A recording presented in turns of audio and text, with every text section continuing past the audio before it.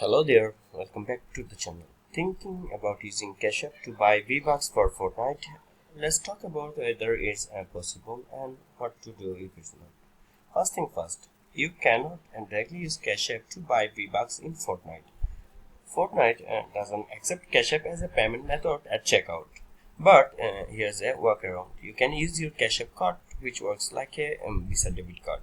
If you haven't already, order your free cash card from the app. Once it arrives, activate it and you are good to go. So how you can buy it with your Cashapp card? For this, open your G2 app. Now go to their official website.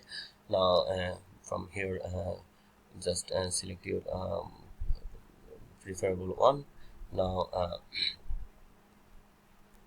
then what you have to do is